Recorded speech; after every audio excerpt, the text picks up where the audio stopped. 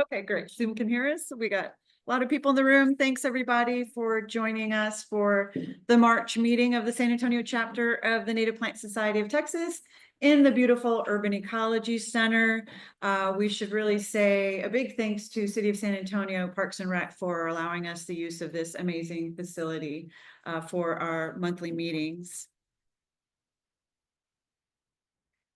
And we always like to start by welcoming any new members. Do we have any new members in the room or on Zoom? Doesn't look like it in here. Do we have any visitors in the room tonight? Yes, we've got quite a few. Awesome. Thanks for joining us. And then also, of course, our returning members and everyone on Zoom. And I wanted to point out these photos. These were taken just a few hours ago in downtown San Antonio. The monarchs are here. You can see in the upper right, this magnificent female who has traveled a long distance and is missing much of her wing on the right side. She was laying eggs in downtown San Antonio today on native milkweeds, both antelope horns and Zyzotes milkweed. So keep your eye out for the monarchs out in our area right now. Oops. Okay, so we do still have some room in our Native Landscape Certification Program upcoming classes. We've got 3 classes, 2 are shown here. We've got Native Landscaping for Birds on April 5th from 8:30 to 3 at Confluence Park. And then we have level 1, which is Introduction to Native Landscapes. It's over 2 days. May 10th is a virtual class from 8 to noon. And then on May 17th, 8 to 11 is the in-person walk. We do have scholarships available. We don't want money to deter you from attending these courses. So please reach out to sanantonio@npsot.org if you're interested in a scholarship. I keep pushing the wrong button. Okay. And then we have our first ever pilot Spanish level 1 course being offered on March 29th from 8 to 3 at the San Antonio River Authority main office. We are providing lunch. We still have some room available in that class as well. And I know there's Rocio, our trainer. Rocio Bomberg has translated all of these materials and has worked really hard and among some others, but she's going to be our lead trainer for that. We're looking forward to that. If you know anyone that might be interested, please let them know about this class. And Joan has been working hard on it as well as our Native Landscape Certification Program coordinator. And Jerry Morrissey could not make it in person tonight to the meeting, but he mentioned this last time, I believe, to folks in the room. He's having a plant sale that will benefit the chapter, and it's going to be over 2 days. It's on Saturday, March 29th from 9 to 4, and Sunday, March 30th from 10 to 2. He lives in Encino Park, and his address is there on the screen. If you would like to get a list of plants, you can reach him by email at jlmorrissey@aol.com. And he's going to be selling natives, but also some adapted ornamentals that are non-invasive. And he's got some really good variety of plants. And now we want to thank, we had a number of events that a lot of volunteers participated in. You may have seen in the state's announcements and in recent local articles about the partnership between the Native Plant Society of Texas and HEB, which is pretty awesome partnership. And HEB has brought in a lot of native plants for sale, identified with tags that show the Native Plant Society of Texas logo on them. And we had some events last weekend. Where'd Haley go? Haley is spearheading a lot of this and was instrumental in this partnership. And we have a number of volunteers that were at different HEBs around the state. You can see some of our chapter folks here in these photos. And we would just want to thank the volunteers. Is anyone in the room that volunteered for that? Yay, we've got a few. Thank y'all. And we also had our other big event was Spring Bloom, SAW's annual event. It's one of my favorite spring events. We had a lot of volunteers for that. This is our annual plant sale and major fundraiser for the chapter. if anyone in the room that volunteered, and if you're on Zoom, you can raise your hand as well. Thank y'all. That was a fun event. Thank you very much.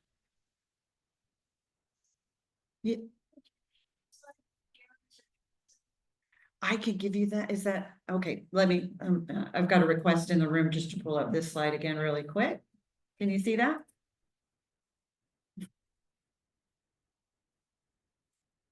Did you get it? Yes. Okay, you're welcome. Okay, let's see.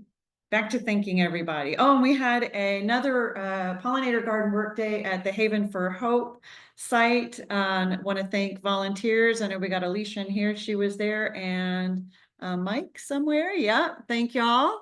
We've done this for I think the last 3 or 4. Oh, this was our fourth time supporting that pollinator garden at Haven for Hope. Now we have a call for volunteers. And so we've had some folks working on a grant program. You might recall we had a program in the past. It went away during COVID essentially. And then we've been working on how to redevelop that program. And so we are very close to implementing it, but we're looking for volunteers to help support this new program. And in particular, we will be putting out grant applications. We're hoping to get more grant dollars in more people's hands with micro grants as part of this program, in addition to some larger grant opportunities. And so what we need people to assist with is in looking at those applications, ranking them, and deciding on awards. If you are interested in participating in this committee, please reach out to NPSOT savolunteers@gmail.com.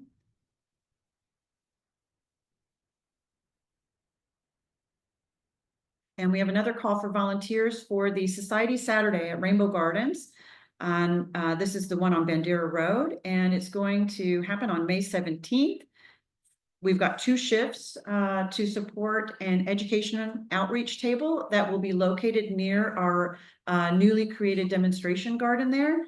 And the shifts are from 10 to 12 and 12 to 2. We've got a QR code here that you can sign up on.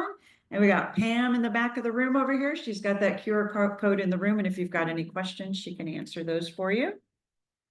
It's always a fun event. All right.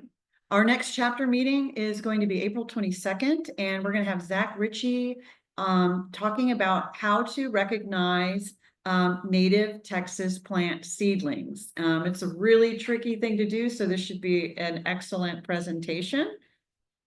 Mark your calendars. And tonight, we're really excited to have Peter Hernandez and Jane Whedon talking to us about citizen science in action, discovering native plants through the City Nature Challenge and beyond. So we're going to transition to their presentation. So just bear with us for a moment while we do that.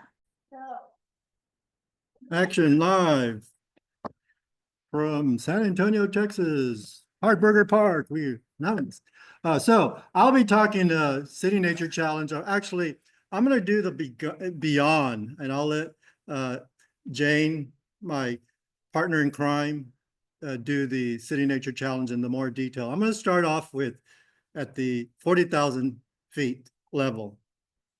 All right, I'll do the beyond, and Jane will do the City Nature Challenge in more detail. And let me see, make sure. So I'm going to start off with a quote. I went to a presentation by MIT that said, don't start off with your name, or don't start off with a joke. So I'm going to start off with a quote. So, the earth laughs in flowers. And I remember that from high school, from Emerson. Well, you know, I'm going to start a little bit different from last month. If you were here last month, Craig started with his property, and it was already landscape, but it was landscape old style, and he brought in native plants and so forth. Well, I started with this, and it was scratched the way it is, native. We purchased it just like that. Back in 2010, we didn't build till 2013, or finished till 2013. And it was like this. from that same view. And this is actually Google Streets that's shooting this right now. We tried that one tree right here is this tree right here, just to give you some perspective, and those right there. So give you some perspective how it changed. I was new 2013. I wasn't in the Native Plant Society until 2015. So I knew that native was the way to go, but I really didn't know how. I was busy working still, didn't have time. But I will tell you, this is Little Blue Stem. It is probably October. I'm guessing, the only reason I'm guessing, because again, this is Google Streets. And I'm looking at this shadow here from my Boy Scout knowledge. This is probably around 2 o'clock based on the shadow, probably in October, because I know that the sun, can y'all see the arrow? Let me turn on the laser. Oh, there you go. That's that better? Okay, so this tree right here was a marker. But I do know that it's probably October, because in the summer, the sun's on this side, and in the winter, it goes all the way December 22nd or so. The sun's over here. June 22nd, it's way over here, and it's hotter than hell. So that shadow is casting that way, so it makes it around October time frame. But as we built, I tried saving as much trees as we did. We tried putting the house where there were minimal hits on the trees, which it ended up pretty good, because there was a big area for the house to sit with no problems with on the west side. There was big trees, hickory trees and so forth. So, and that said, I only lost 5 trees. And all of a sudden we had to put in a driveway. So my wife wanted a concrete. We talked about, most people there in our area has gravel, but we went with a concrete all the way down, and it took out, a couple of more trees. And then we had to put in power, and we trying to determine which way the power is. Being that I worked for the utility company for a while, I wanted to go underground, but they wanted to go above ground. So we came down this route. And if you ever dealt with the utility company, they have to have 15 feet on both sides. So it knocked out a whole bunch of trees over here. I saved as much as I could on this side. And I did it personally. I did not have a contractor go and cut the trees, because I wanted to make sure that tree really needed to go. Even when I was dealing with a contractor that was building the house, when he was putting in the driveway, he wanted to take out this tree. And he said, I could take it out with a bobcat. And I said, no, you cannot take it out with a bobcat. Yeah, it's going to be there. We're going to work around. There's plenty of room. Let's measure it. And we did. And we made that circle around there. So it was painstakingly done back in 2013. And again, I was more into trees than I was into native plants and and all that. I really enjoyed trees. And you could see, fast forward to 2018, we had the symposium, and I learned something from the symposium. One thing I walked away from our symposium back in 2018, hopefully everybody was there. My job was to go get people to go and do some outside the symposium, go do some walks. So I had gotten somebody from the city who was an arborist, and we went and walked the river and talk about where he wanted to walk and so forth. And one of the things he told me, which kind of stuck in my mind and which I still do today, is that, you see some of these trees are hanging over. I let them hang over and provide that shade down here. And the reason, he said, is when you raise the canopy up, which a lot of my neighbors do raise their canopies really high. When that sun hits that bark and that cambium right behind it, it heats it up. It heats it up so much, and that will kill that tree. I said, so I started that practice back then. So that was something I learned from that I still use today. So my property wasn't smiling. The earth wasn't smiling. There was no flowers until this flower showed up. It showed up, and I remember, I don't know, Lee, if you remember, back in 2016, I went to Lee, because Lee, at the time, I was trying to learn as much as possible about natives and what to do with this property that I had, and be sustainable with it, and not just landscape it like a golf field or a golf course. I wanted to be sustainable. So this little flower came up. Anybody know right off the top? Huh? Besides, yeah, polyphoxia. Which polyphoxia? Yeah, it is a polyphoxia. Yes, but it took us back in 2016. The moral of this story is it took us 2 weeks to determine what it was. I mean, I went to Lee because she was doing a rain garden presentations, and I said, "Hey, Lee, what's this one? It's new in my property, and I'm curious to see what it is." And I think it took us 2 weeks to find out. And I knew it was a good plant, a polyphoxia. And if you're in the hill country, there is a certain polyphoxia, and that's probably the one that you know, and that's a small polyphoxia is what you're thinking of. Okay, this wasn't a small polyphoxia down to the genus level. And I saw monarch's nectarine on it, and which was awesome. And we did find out it was a sand polyphoxia hookeria. So it's slightly different from the hill country, which again blew my mind because, oh, I thought, you know, a plant was a plant, but didn't realize in an different ecoregion. And I was in the post oak savanna ecoregion, which is totally different from the hill country region and different from the Blackland Prairie, which runs through San Antonio down 35.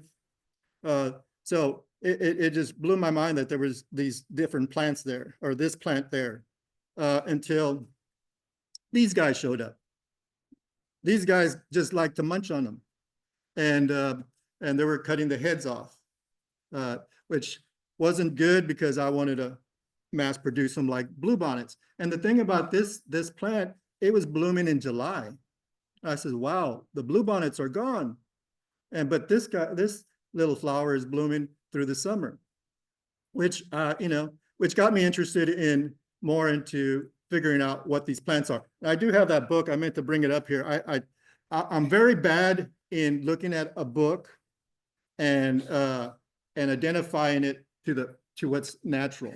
And it was in that book. And as a matter of fact, the book I have in that table is Wildflowers. And my mother-in-law had given it to me back when her library was closing. She knew I was into plants, and she gave me that. And I didn't realize, I did look through that book, but I just couldn't picture that plant and that what I saw real life in the book, because it was a little bit dark, it was a little bit off, but it was a fairly good picture. So the moral of that story is I'm not good in identifying people on a lineup, if I have to do that. So I couldn't do plants in a lineup either. So I started tracking that, and I realized that it was endemic to the area. Nowhere else was it showing up, and only in sandy areas. And I tracked it 2018 all the way to 2023. And all of a sudden last year, it was gone. It was gone from Wilson County. And I said, "Oh my God, it's gone." And the reason why I knew it was gone, because I didn't see it in the neighborhood. I didn't see it in the area in Wilson County where I live. But I went into iNaturalist, and this is where I'm coming down to 40,000 to 30,000 feet. And I started in iNaturalist, it shows history of observations in Texas. And this was in Texas. So you could see where it was bumping up, people were seeing it. So it's still alive somewhere, but it wasn't in my neighborhood or in my county. And I did look a little bit detail. And the reason why I know it wasn't in my county, well, it was probably there, but nobody was observing it. So observations are very important, is the importance here. And I know I didn't see it where I did find it using iNaturalist. I did find that it was really growing in the coastal area still. So that was a good thing. So I'm still hoping that it'll come back in this year. I don't know. And this is the other thing that you'll find in iNaturalist, that it'll show you the phenology. You could say this is the phenology. It says seasonality, but you can see how it starts coming alive in July, and through the heat of the summer, and September is our hottest, and it's peaking. I said, "Wow, that's amazing. I want that plant. I want to take care of that plant if it ever shows up again." So I have been trying, when I do see it, I do protect it from the deer, and I try to replicate it. And I do have one person that actually through iNaturalist, through our community of iNaturalists, called me up when I did put it in iNaturalist. He asked me if I could send him some seeds. And some of y'all might know who it is, Josh. I think he's Josh_Tex. Very good idea in plants. He does a lot of taxonomy identifications in iNaturalist. So he wanted it. So I was really impressed. Whoa, wow, I got a plant that even Josh wanted. So that was impressive. So these are the little tools that you could use in iNaturalist. I want to share with you. See if it goes to the next one now. So also it had another thing that was very important to me that I started learning through the Native Plant Society is a taxonomy.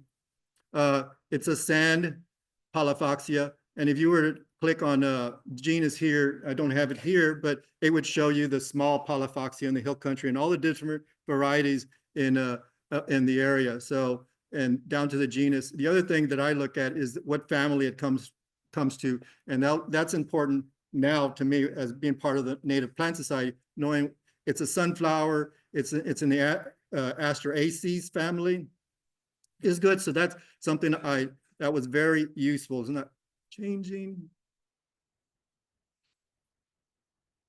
There it is. So in 2017, this flower started showing up, and that was still before I really got into iNaturalist. And I do remember taking this flower to Lionsfield when we were at Lionsfield before we got here, and showing Don yours, hey, what's this flower? I can't find it. And again, I could not, it was in the book, but I just can't put the book in that. So together, it was a square bud daisy is what he told me. And you could see how, and he kind of flipped it over and told me that it was a square, there's a square. And I said, oh, that's awesome. But it took me a month to figure that out because I had to wait for the meeting and so forth. So that wasn't a good thing. So I got, then all of a sudden, the Master Naturalist and the Native Plant Society started doing homegrown national park. And who's heard of the homegrown national park? All right, of course, we better. We're the Native Plant Society. We have our own organization spot in the homegrown national park. We have our signs. I do have a sign. I wanted to bring a picture. So I started my own little project, just like Craig did last week. His was Cibolo Cottage. Mine is called Prospect Forest. The two names were smashed together. Two of my sons went to St. Louis, went to school in St. Louis, and their college or university was next to Forest Park. The other one went to New York, and he loved Brooklyn Park, which is, there's a park there called Prospect Park. It's bigger than Central Park and prettier than Central Park. And so I smashed the two, Prospect Forest, in thinking of my sons that were at the university. So I started recording, and once you start recording a project, one of the things that it does, it also brings up when people favor your pictures or your observations, that it favors that and it puts it in a file. So even if I didn't like it, it'll show it, and which is pretty cool. I think this was better than using Flickr, and so I stopped using Flickr as far as putting my pictures in and so forth. And actually, this white lined Sphinx over here is actually you can put GIFs in iNaturalist, so that's pretty cool. That I just couldn't when I did this one. It's the same one. Also, I realized even if you have a little bit of water, they will come. And there's a small little bird bath. I had this red-shouldered hawk jump in and just cool his feet, just play around with the water, and it was very simple. So having a water feature is very good, big or small, and that proves it right there. And doing so, keeping this project, I started realizing it. And if you know this project, you could do statistics, and the statistics, there's all the observations I was doing. This is just recently, this is an up-to-date one. There's over 4,000, I believe it's 4,100. I can't read that, but about 4,200 observations already since I started back in, I'd say really 2018 is when I really got serious with, again, it was because of the City Nature Challenge. And I gotta admit, back in 2018, Lee came with a little paper and says, hey, there's a City Nature Challenge going on. Do you want, you should do it. And I said, yes, we should do it. So that's when I got hooked. I said, yeah, we need to challenge these other cities. And there, at the time, it was Austin, Houston, Dallas, and they were the big dogs in the challenge. So that was okay. We started our 2018. But anyway, going back over here, looking at this, if you touch this circle, when you do a project like this, it will show you how many species. So I ended up having, just in this property, 357 species of plants. And I gotta admit, those are all wild and cultivated. So they were wild and cultivated there. And that was 32% of all my observations. And if I press this side of the circle, it came up with all the species of insects, or all this insects. And you could see the ones that number one is the pipevine swallowtail, and which was very interesting. I didn't realize that it was, what's the host plant for the, I always forget, but I know when I see it, it is like the pipevine. It is, but it's not called the pipevine, the tropical something. But anyway, it looks like a grass, and I always thought it was a grass that was growing until I saw the larvae eating it up, and I said, "Whoa, that's!" And I looked it up. I did an ID on, and I found out that that was a host plant, which is very interesting. And now I do have it growing by itself. Every time I see it, I now take care of that to make sure that it is a host plant, and for another set of pipevine swallowtails come out. Okay, and then I continue to do this. I could do this to all of them. 6% with birds were being seen, and then hopping right into it was the frogs, and then arachnids. And number one was scorpions, and I'm hoping my wife is not on Zoom right now, because she'll be calling the exterminator. But most of them I find outside with a UV light.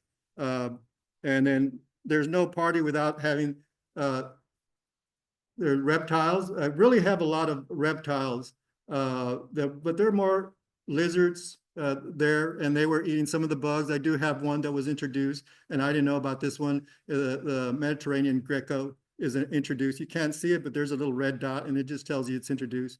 The gardener snake. Every time I'd find some in the compost bin, but that's no biggie. It's and then again, there's no party like having a fungi there. And we had lichen also, so I had 16 different species that I recorded. So one thing I want to, just looking at this, and this kind of plays the same thing with City Nature Challenge. One of the things that we want to try to do is increase our species level. So where should we increase our species level? And if you look at here, just me doing, I had started observing as many flowers and plants I could on the property. And the last 2 years, I'd say I started looking at insects more closely. Besides the pollinators, I was looking at pollinators. But when I started looking at mothing, like this mothing tent over here, or trying to catch bugs in the grass and so forth, my species count went up dramatically. And you can see it went up, it surpassed plants automatically. I do like to see birds, that come in. Just like Craig, and I remember him saying, I chuckled when I got the joke. Sand cranes, I do have an observation of sand cranes. If they're flying over and I just so happen to have the camera, I will shoot and get the sand cranes flying over. They do count for the property. So I had 357 species. So I kind of did a rough guess, and knowing me, I start off not going to the box stores. I start off what's there.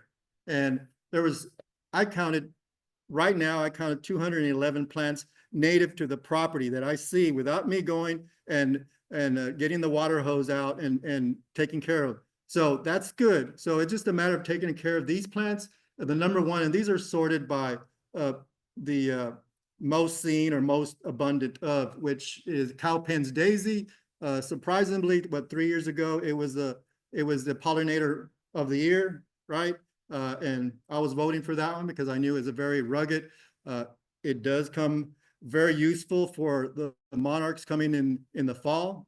It blooms like crazy. Also, this one, tie vine. So going on, I think the other one is bull nettle, which everybody hates, but I leave it alone. It's not that bad. I don't have kids running around in the grass or anything, so it's not. I do see a lot of pollinators pollinating, especially the pipevine swallowtails are on there. Mustang grapes we had also, which we've made jelly off of it. We do have Mustang grapes that are just going up the trees. One summer we did stop and make jelly out of it, but the only thing that we don't do it anymore because it takes a lot of sugar, and we're trying to reduce our sugar content. But anyway, I did have wild introduced plants. That means they're wild. They were introduced in some way or fashion. They came by, they were there, like, let me just say, Rome grass or is one of them, and just a whole variety. I do not know, I was doing microgreens one year, and I threw my microgreens for wheat into the compost, and I used that compost into the garden, and all of a sudden I had wheat grass growing out in the thing. So those are all introduced. I was able to break that down. Cultivated. These are the ones I actually purchased and was purposely bringing in, like the Salvia gregae, the passion vines, and so forth. I did bring those in and to fill in some of the spots. One thing that I will admit, I made a mistake, and this was, I want to say, it was before I started the Native Plant Society. I did buy a lilac plant, and which it died eventually, and I just didn't replace it. So actually, the cutter ants took care of it for me. If y'all know cutter ants, they're a menace in my property. But long story short, these are plants that I come to find out that are on the property that are actually in the conservation need, and that's very important too. So there is the one called the Drummond phlox, which is I really love. I've seen it in a field full of it's just totally red. And the only reason why I think it survives is because in this field that I was seeing, and it was in Elmendorf, I was driving by, and it was a showstopper for me because I just had to stop and look and see what kind of plant it was. Because when you look at millions of them all together, it's like seeing a blanket of red. And it was this guy, and the guy that owned the property actually cut the grass or cut his lawn. But the thing of this plant was why it was so abundant. It would grow and bloom below his blade of the lawnmower. So that was a good thing for this plant. What else? The small skullcap. I know in the Native Plant Society we talk about a version of the skullcap. There's one that grows in the sand that's smaller, and I think it's in the same category to me but it blooms in the spring as a polyphoxia. It's not abundant. The Millie Blue Sage, I realized that, I introduced that one because I knew that these guys wouldn't fight over the Millie Blue Sage, because going back to the taxonomy, you look up the family and it's in the mint family. And if you know the mint family, deer don't like mint families. So I was very prone in buying things that were in the mint family. And I knew if it was a native in the mint family, it was good. And the deer won't fight about munching on it. So I started buying things that were the tropical sedges in that family and so forth, all the way down to Texas sedge. That grew wild on the property, so I took care of that. If I needed more abundance, I would go buy like the autumn sage, which is really a Salvia gregae. So that was that. So I'm going to come down a little bit further down to 20,000 feet. So how do we use it in the Native Plant Society? So this is some of the ways that I imagine, and I know I give this to Jane. I mean Joan. Sorry, getting Joan and Jane mixed up here. But Joan, when we do the landscape, the NLCP, the way we use it there, which is very interesting. I like to use umbrella projects, and I'm very big into umbrella projects. And I've said this many times in the Master Naturalists and wherever I go. I look at umbrellas a little bit different. So what we've done, each of these bars mean a project, and what it means is there's 40 plants. Those people that have gone to the Native Plant Society NLCP, they know there's 40 plants that you want to learn, right? So what I've done is take those 40 plants, and then if we go to, let's say, Medina River, we go to Medina River, and that arrow's a little bit off, but this is Medina River, and I pull up Medina River. There's 34 species there that I know that are in the Native Plant Society NLCP list that are there. So people could go and pull that project up and find, let's say they want to find where the Texas mountain laurel is, and it will show it on the map in that project. So that's a good way of, if you want to go back, let's say you took it several years ago and you want to go discover these plants again, you could actually go to this project and go see where it was if you were at the Medina River natural area. So that's what this does. So that's one way of doing it.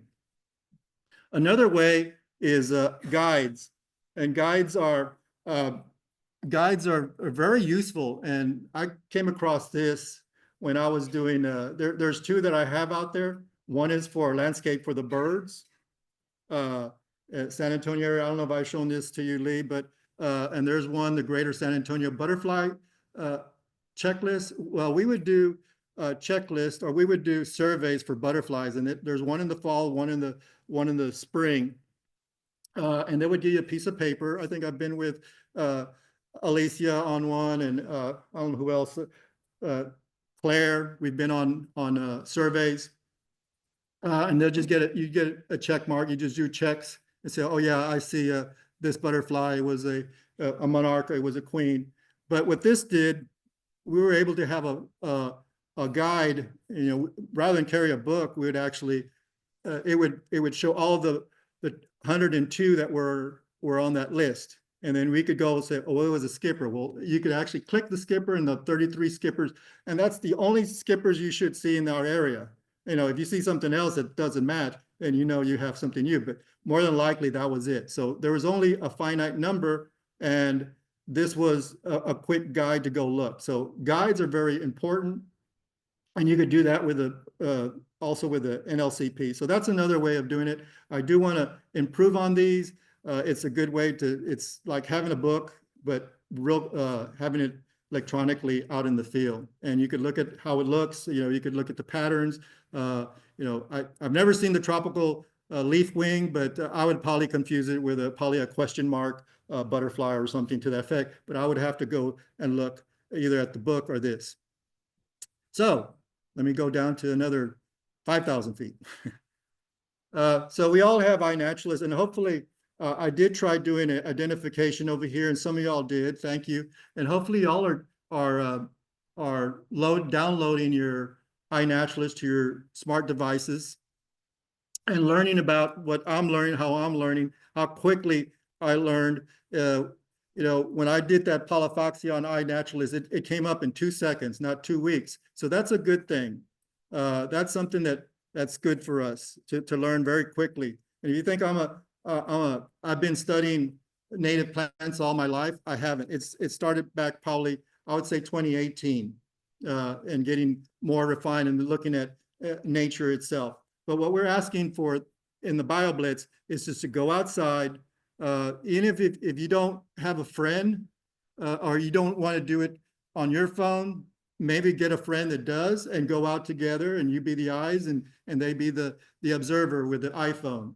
So go out, find wildlife, take pictures, share, and then repeat. That's all we're asking. And start with your backyard like I did. And that's what I do. And every year I want to improve my backyard because I want to improve my observations. And I start there. There is another let me just go back. You could load iNaturalist.org. It's on the web. That's there. Seek. Who has Seek? I know somebody back there has Seek. That is for 13 and younger. But if you like Seek, great. But for the City Nature Challenge, you would have to connect to iNaturalist account and then send it up to up the ladder. There is also a new one coming out, iNaturalist Next, according to Jane. She says it's coming out soon. It is in beta right now, but it's going to go full. Although on the website, I do show that it's for iOS 13.4, and this is something that we were discussing before the meeting. It's not out for the Android, at least the website says. I don't know if anybody has an Android, could go look and see if it's out there on their Play Store. Okay, so coming down a little bit deeper, let me just give you a little bit of history of City Nature Challenge. It is the 10th anniversary, and their theme is bringing the world together with biodiversity. Thinking globally, acting locally is what I think of the City Nature Challenge in a real quick history. You know, it started off with 2, and last year there was 690 areas or cities in it. 51 countries were participating. 2.4 million people were making observations, and so forth, down to 83,000 observers.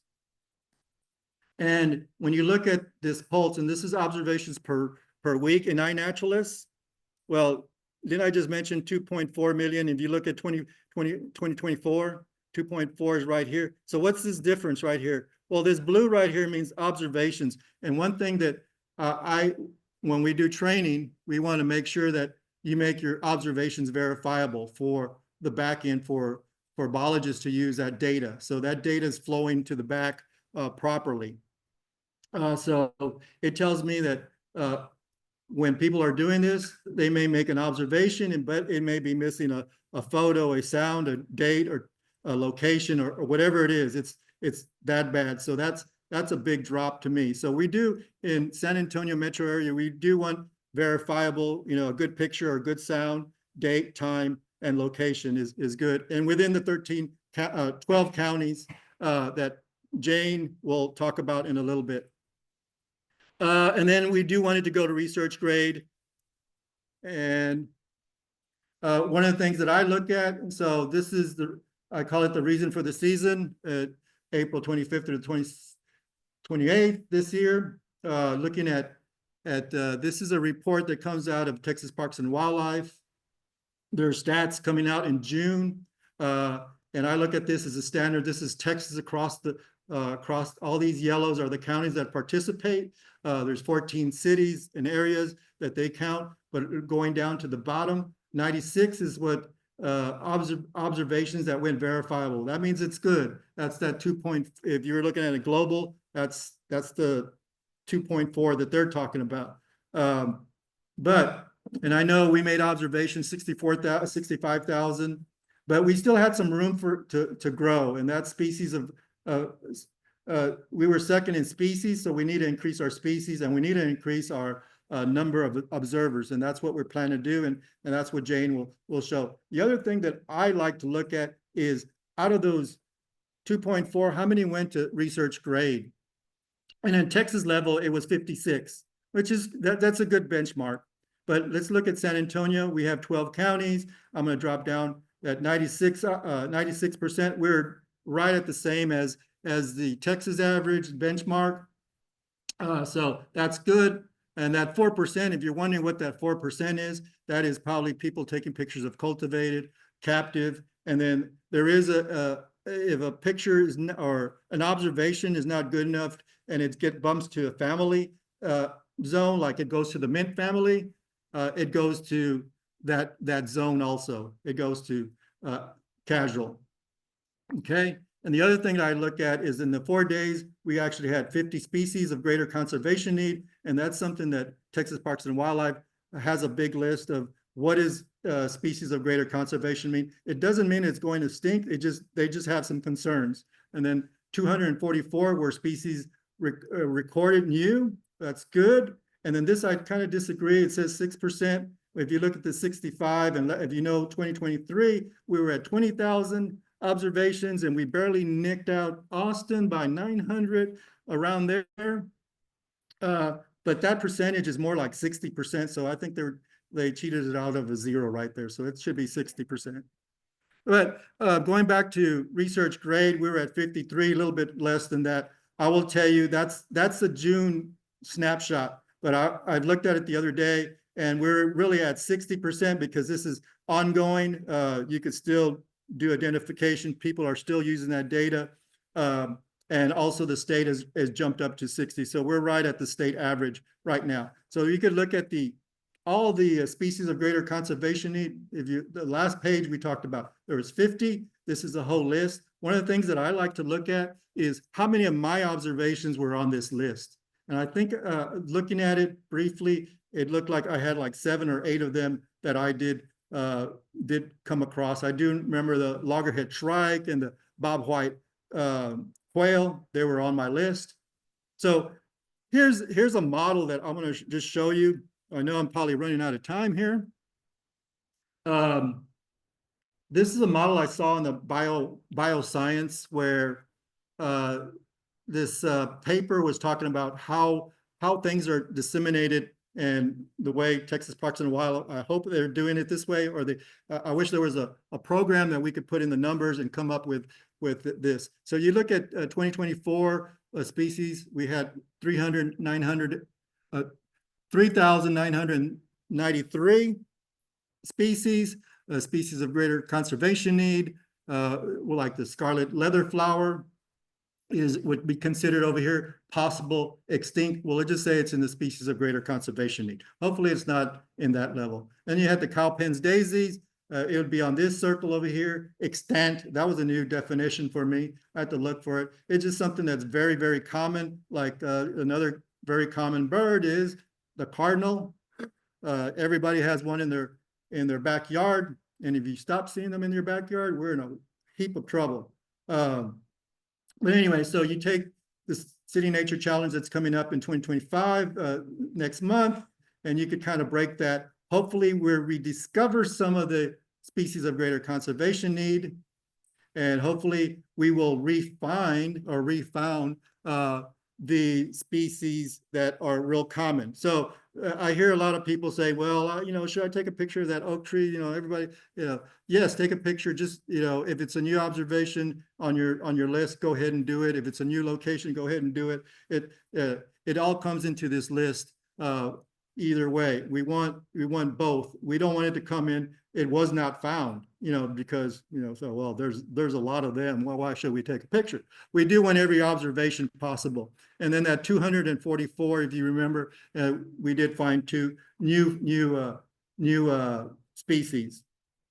And then just remember April 25th or the 28th. And that, hopefully we're going to go up and not down. And then these are the numbers that recovered. So data that is being used at the back end with that research grade. This is from iNaturalist, and they went out and looked at all the papers or documentation that use iNaturalist, what they could find. iNaturalist data being used in different papers. The number 1 was climate change impacts. The next one was conservation and biodiversity management. And I think this is where Texas Parks and Wildlife uses the most. And then invasive species was the next. And you could see, and so on. And this duck is actually from one of our walks with the Audubon at Brackenbridge. And this is a local duck that was caught with a ring around his beak with trash. So there is some impact to wildlife. It's good to make observations. This duck we did call rescue. By the time rescue did come, just for FYI, he did go under and it floated up, and he was free by the time the rescue folks came. But anyway, real quickly, also projects versus bioblitzes. And this, I got to talk about this moth. We were actually at Helton 2 weeks ago with the San Antonio River Authority. And we came across these moths. It's just, it looks like one, but it's actually two. There's different types of projects that we're trying to, be aware of. Traditional is old school. There is some projects like that, but let's talk about collections. Collections is really if you're in that zone, in that geographic location. Let's say the walls of this room was the geographic location. As long as you make an observation in this room, you're good. An umbrella is what I showed you before. Here's another example that 690 cities that are participated last year was one umbrella. There is the new one out there this year. It's not firmed up yet, but they're shooting for 740, I think, or they're shooting for 800. I take that back. All right. The BioBlitzes is just a collection, and there's 3 types that we're doing in San Antonio. I don't know if anybody else does this way. We do have we did turn in our paperwork and all our work for the Global City Nature Challenge, and we're City Nature Challenge 2025 San Antonio Metro. That rolls up as long as you're in our 13 counties, and you're good. And then we do have where it's admin control, where we say team tournaments, where we get teams of 6, and we have to say, hey, these 6 are going to be in this one project, and their data is going to go into that one project. And that's how we do teams. So we control who's in that team, or we don't control. They fill out a form, and Jane will talk about that more. But that's something that helped us last year. It was very competitive last year, and it just spurred that competition. There's also members, and this is what we were doing over here.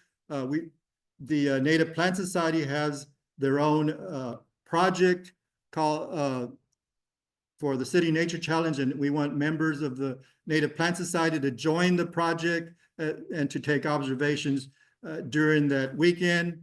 You could start in your backyard again, go to one of the events, or start your own event. So do sign up for the Native Plant Society. It says San Antonio, but it's all the Native Plant Societies in our area. We didn't want to break it up any further because all the other Native Plant Societies are a little bit smaller, and they get intimidated when we have our own, and then we ask them to do theirs. So, but it's one happy family, Native Plant Society, and plus I need to go to Fredericksburg, and I don't want to be run off at Fredericksburg. Say, hey, well, San Antonio is going to win. We know that, but yes, maybe. But project requirements, this is the main project. I just want to touch bases. It's actually 30 days away from today. I'm talking fast because it's coming up quick. These are all the locations of 12 counties, and then there's some parks. Jane will talk about that. One thing that they added, don't take pictures of dogs, cats, or humans. That apparently there was one city somewhere, someplace in the globe that was doing that and getting all their observations in. That's ridiculous. It probably was La Paz or Monterey that beat us first and second. I don't know.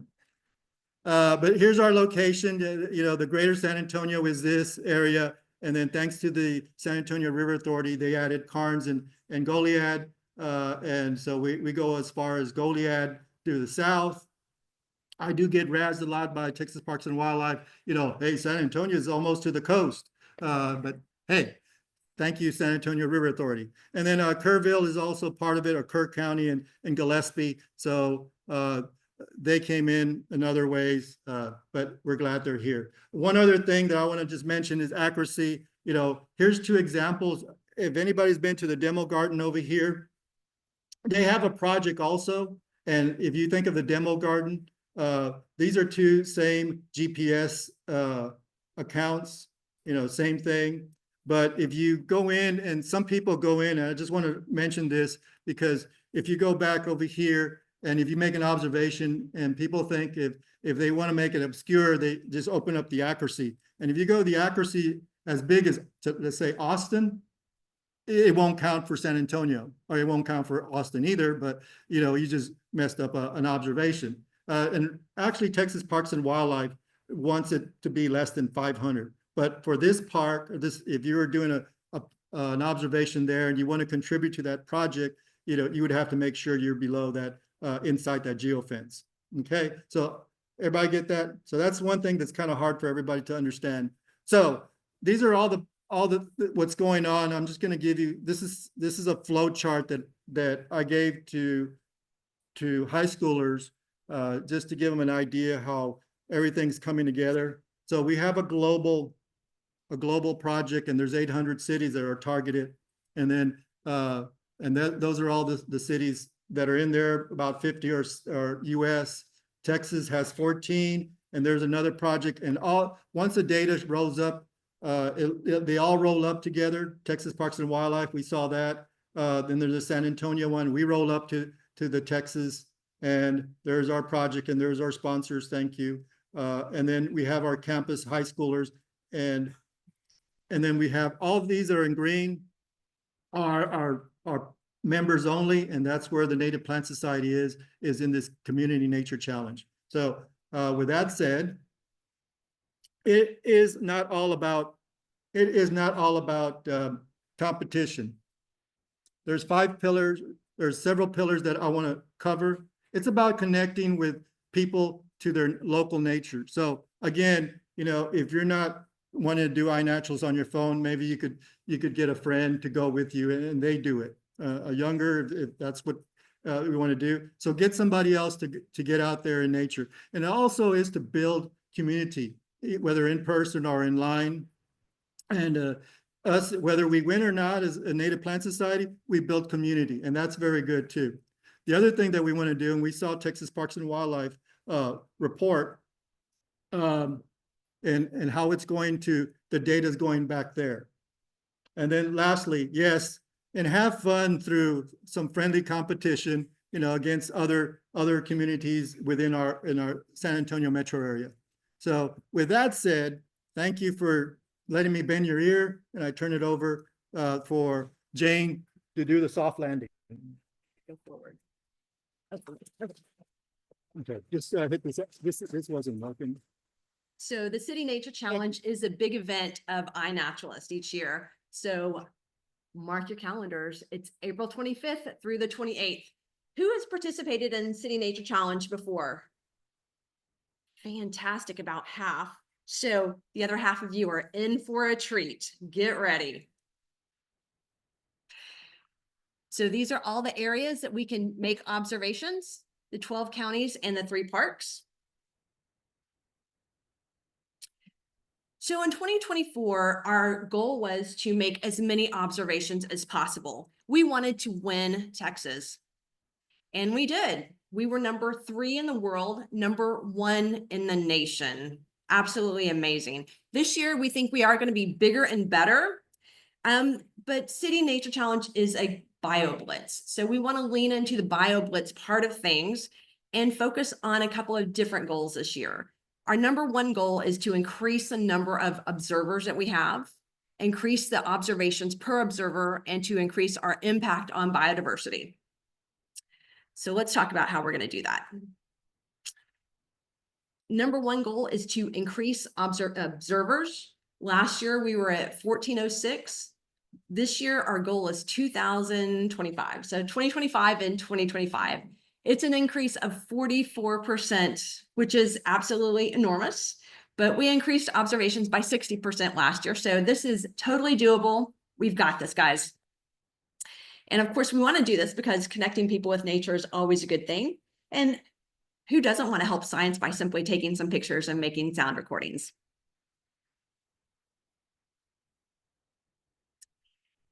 So one of the ways we're going to increase observers is by asking volunteer groups to compete against each other to see who can make the most observations. So for example, NPSOT is going to be competing against the Master Naturalists, the Audubon, Sierra Club, the River Warriors. And since you're here tonight, I think you probably want to join the Native Plant Society project. So if you will scan the QR code, you can hit the join button, and Peter will have a thing as you leave tonight. So with this project, it's a little bit different than City Nature Challenge. For your observations to count, you do actually need to hit that join button in the project. You can see NPSOT won 2nd place last year. There's Claire Carter accepting the reward. Great job. So beyond the volunteer groups competing to see which one will make the most observations, we're also reaching down into homeowners association, property owners association, for them to compete against each other as well. So if you live in a homeowners association and you would like to be part of the challenge, please let us know. We have 2 going so far and we'd love to see a lot more. Beyond that, we like competitions, man. The corporate people are competing also. So we have REI, Ernst Young, Toyota, and several others that are competing to see which corporations and employees of those corporations can make the most observations. These are 3 different categories. I know that a lot of us belong to not only NPSOT, but to other volunteer groups like Master Naturalist or Sierra Club. We do ask that you join just one of the volunteer clubs. So just one, either Native Plants, either Master Naturalist, either Audubon or Sierra Club or River Warriors. Just makes accounting much easier if you join just one of those. But you are welcome to join, in addition, the homeowners and the corporate challenge. Make sense? Okay. Another way that we're going to reach new people is we are going to have a kickoff event this year. It's going to be held right here, and it'll be April 25th, the first night of City Nature Challenge. I would like to invite all of you to come, and please bring some guests. We're going to have some brief instruction on how to use iNaturalist, then send everyone out on guided walks. When we come back, we're going to do a black light event, which is amazing. If you haven't done black lighting before, you get to see all the creatures that come out at night that you normally don't see.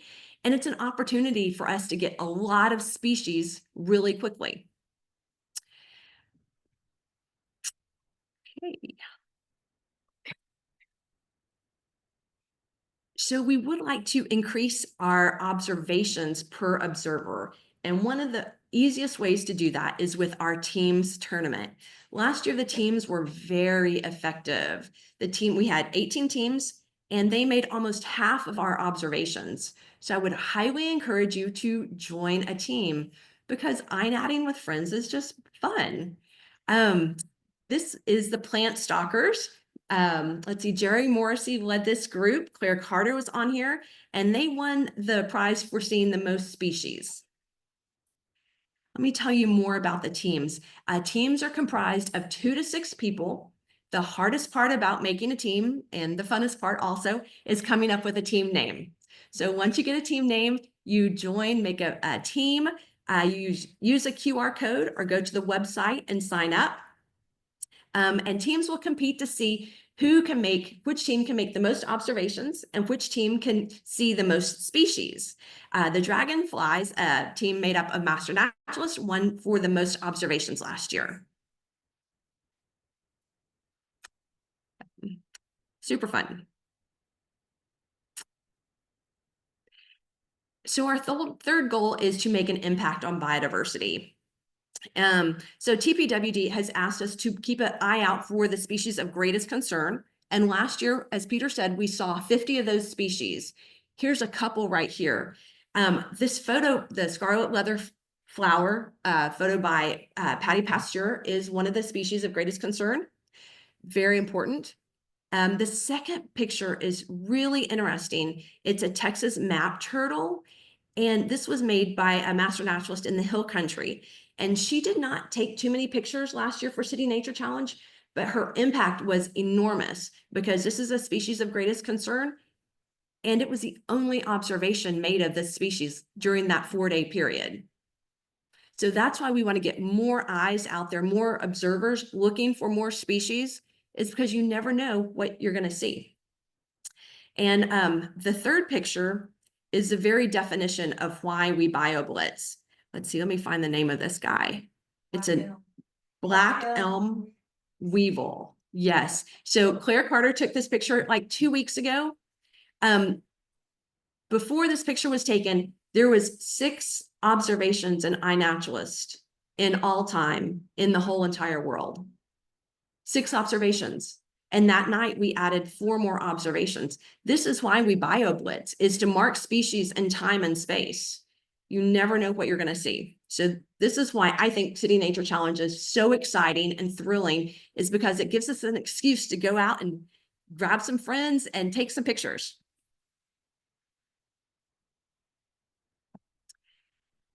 So increasing our impact, we're going to try to increase the number of species that we see this year. And the way we're going to do that is by looking at different habitats.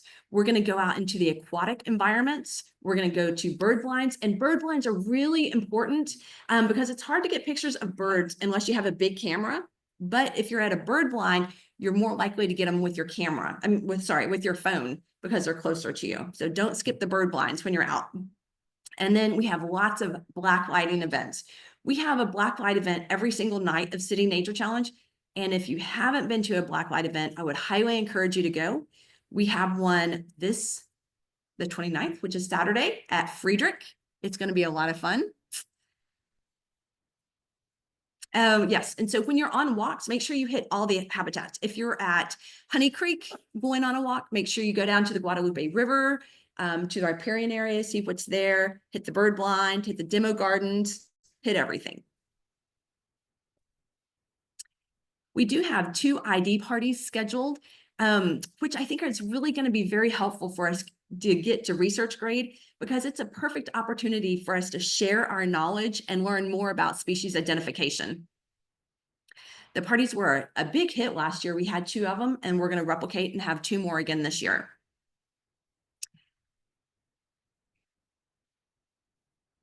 So, how will you participate in City Nature Challenge this year?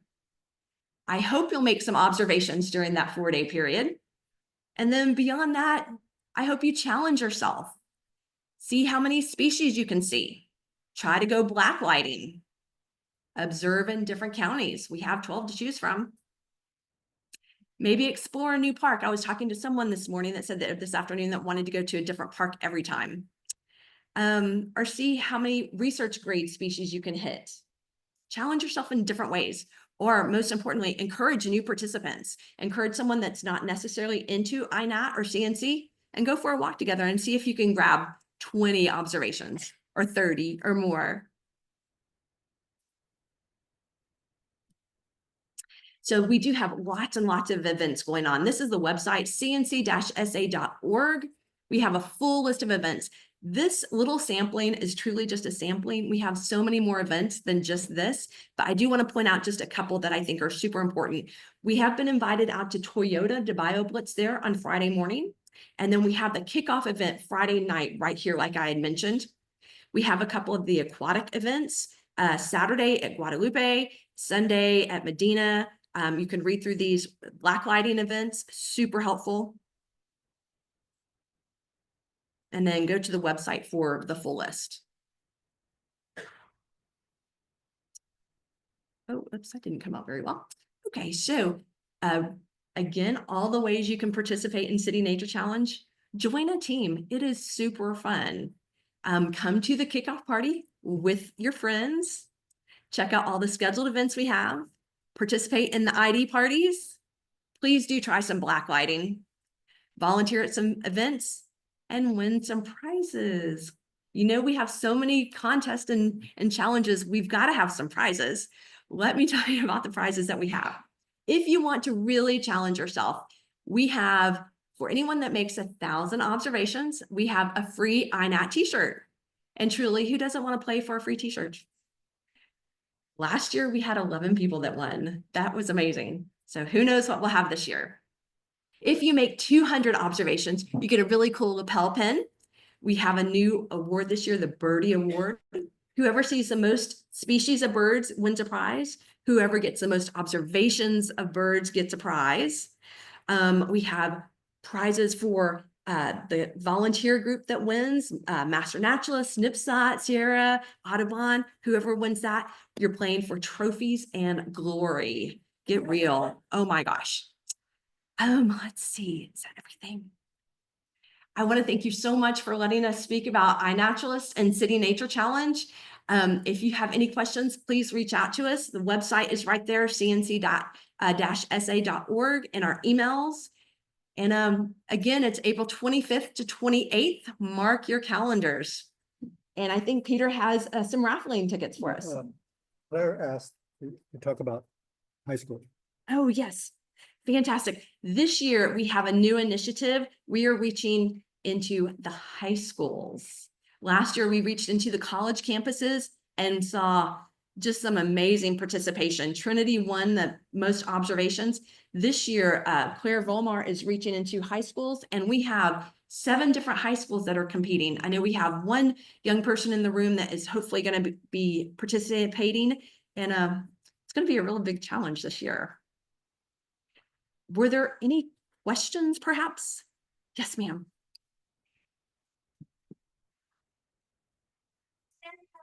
Numbers of observations that happen within our city limits versus the counties that are part of our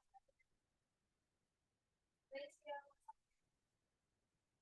Is your question how many observations we saw in Bear County versus all 12 counties?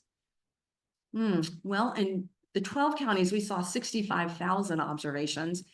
Stands to reason Bear is the majority of that because we have more people. 1.7 million. In Bear. 1.7 million Bear, so people, Yes. yes, but they had the share of the. You can go to iNaturalist and filter that out and find out. Matter of fact, this year we're gonna do that. It was a request. We've got a few questions on Zoom. And if you don't mind repeating the question for Zoom to hear.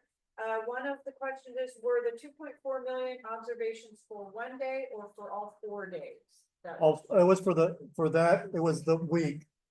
The question was, were the observations for one day or all 4 days? And it was for 1.4 million. It was for all 4 days during the Yeah. City Nature Challenge. Right. Another question someone asked is, why isn't the Guadalupe State Park included in our area? It wasn't pulled out like some of the other parks. Guadalupe State Park is included. It's in Comel. Guadalupe State Park is in Comal. They do have 3 events going on, including Honey Creek Walk. They're having an aquatic event. It's going to be awesome.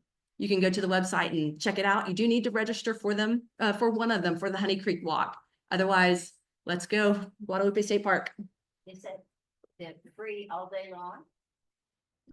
No, ma'am. You do need to pay to get into the state park, just like always. The fee is not waived. There was something on there that said. Yes, you're thinking about Mitchell Lake is waiving fees, I think on Saturday.